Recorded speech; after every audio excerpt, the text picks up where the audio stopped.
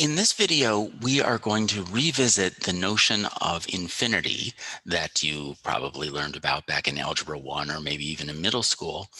And we're going to combine that notion of infinity with our limits to see that that gives us an even broader ability to describe the behavior of functions. So when you were encountering infinity, it was in the context of talking about intervals. So an interval might go from 2 through infinity if it included the point 2 and all of the points greater than 2. So you kind of had this notion that it went on forever in the increasing direction. And every point along there was going to be part of that interval because that limit never stopped. And infinity is just the concept that we applied to the right hand uh, boundary of that interval. All right. In calculus, again, we're not going to define infinity quite precisely again, but that's a really strong intuitive idea that should stay with you. In calculus, we're probably talking about more as the behavior of a sequence of numbers. So if a sequence of numbers keeps on increasing and it never slows down, so does it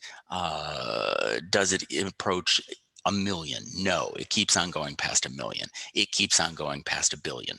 There's no ordinary number that serves as the limit of that sequence. And so as a result, we're going to say that the limit of that sequence is this concept of infinity. And we use the sideways 8 notation for that. And before too long, you're going to see places where I'm going to treat infinity as if it were a number. I might talk about the expression 0 times infinity, for instance, and wonder what that's equal to, or infinity minus infinity. Um, when we do that, um, try to keep in mind that, again, we're kind of abusing the notation a little bit, that infinity isn't actually a number in calculus. It's just the result of ideas that we're applying to limits. And we should be okay. There shouldn't be any too much confusion about this. So let's take a look at a function here. So here in GeoGebra, I've got the function y is equal to 3x plus 1 over x minus 2. This is part of a family of functions called a rational function. Just like a rational number is one integer divided by another integer, a rational function is going to be one polynomial divided by another polynomial. And you can see here that this is mostly a continuous function.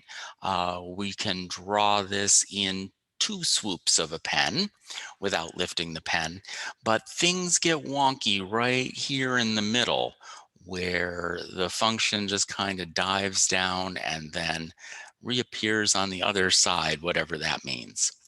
All of this weirdness happens. You could look at this function and kind of verify what your intuition might be telling you, which is that 2 is the trouble point of this function. So if x equals 2 and we try and evaluate this function, you see that we're going to be dividing by 2. So this is 3 times 2, which is 6 plus 1 over 2 minus 2. That's 7 divided by 0. You've been taught your whole life that dividing by 0 is a bad idea, and I am not going to change your mind on this. So this line x equals 0 is got a special name. We're going to call this a vertical asymptote.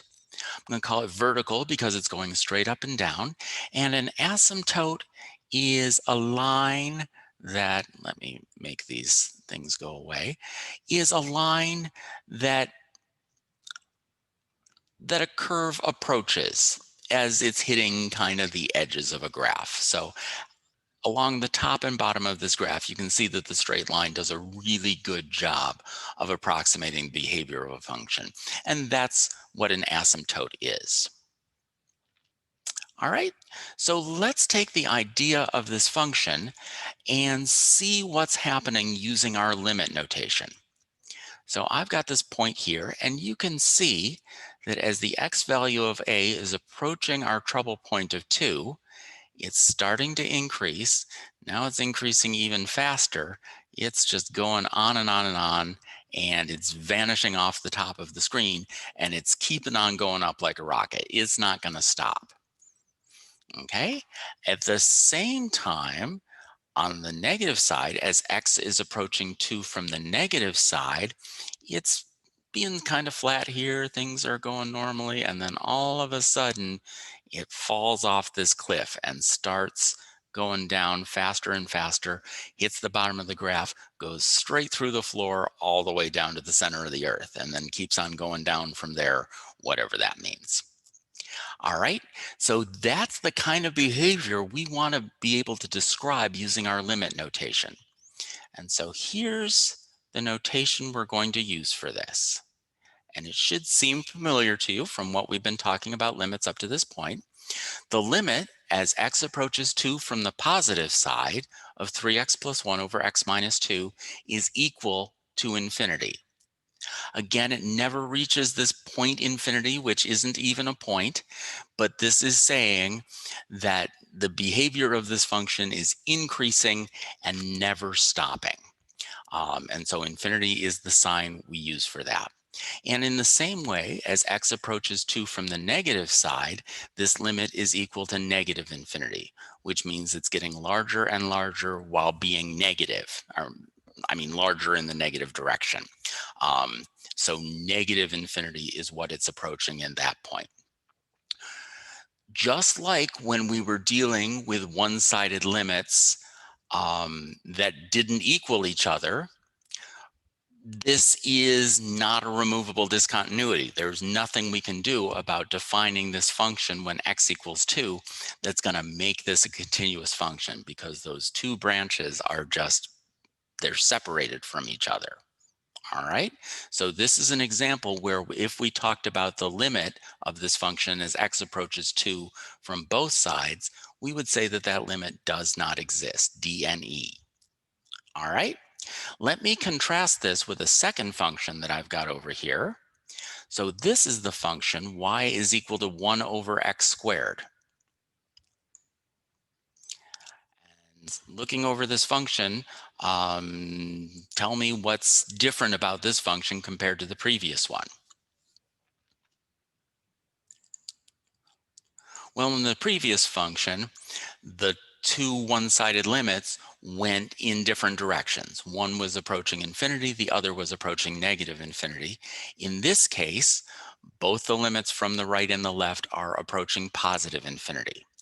So here's the notation we're going to use for that. The limit as x approaches 0 from the positive side of 1 over x squared is equal to infinity. The limit as x approaches 0 from the negative side of 1 over x squared, also equal to infinity.